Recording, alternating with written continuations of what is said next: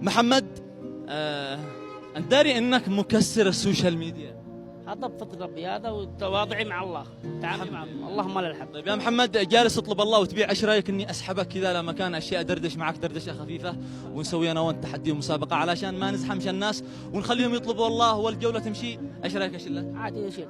يلا تعال يا محمد. محمد، كم لك اول شيء تطلب الله وتبيع ماء؟ قعدت لي 13 سنه شاقي على اسره.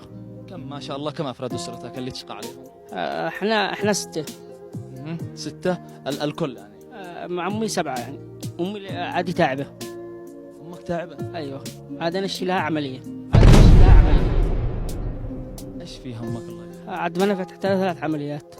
شقي هذا كله في امي. ابي الله يرحمه توفى، عالجته. ابوك مات الله يرحمه؟ الله يرحمه. وعالجت انا؟ وعالجت انا. امي فتحت لها 3 عمليات، نقص علي عمليه لقدرت اني اكافيها واكافي اسرتي. وابي توفي واحده جلسه لاخوتي.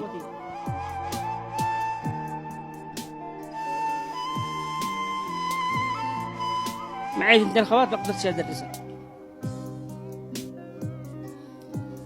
محمد، شوف صلي على النبي، دموعك اقسم بالله غالية. تمام. ثانيا، الشيء اللي يسويه محمد شيء جبار.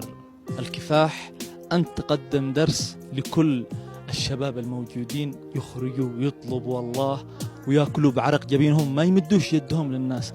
أنت ما العمل مش عيب أبدا أبدا. عزك الله ولا قد صحت. مش عيب. مش عيب العمل، مش عيب. المفروض انه الواحد يفتخر بنفسه انه بيشتغل. ماشي المفروض انه يجلس في البيت قاعد يركن على الناس والاخرين. المفروض انه يطلب الله، يدخل شقة عرقه. ما حد تلقى لحد واحد تلقى من توكل على الله فهو حسبه. من توكل على الله فهو حسبه. يا سلام على التمسك والإيمان بالله اللي موجود في قلبك.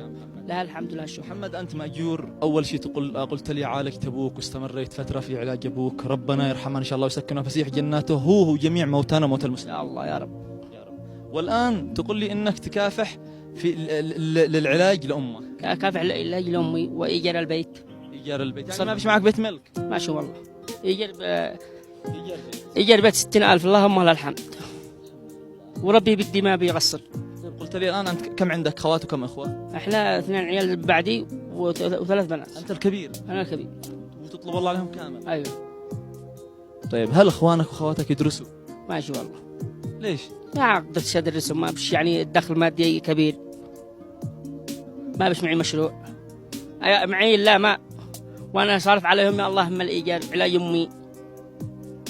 شيء يوجع القلب لما تشوف إخوانك أو خواتك أمامك ومش قادر إنك تدرسهم. أتمنى إنهم يدرسوا وإنه يتعلموا. أتمنى إن أعيش زعم الناس اللي بيعيشوا.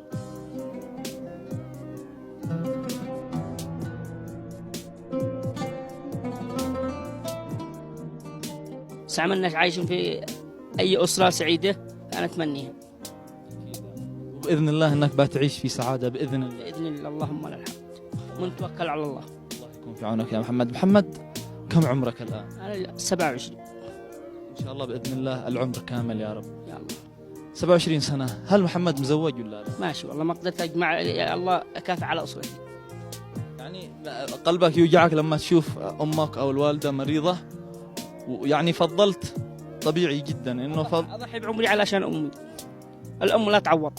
تحبها محمد؟ أكيد، ما حد يحب أمه. الأم جنة. الواحد لما يشوف أمه مريضة قدامه والله تأثر قلبي يا عم حسن.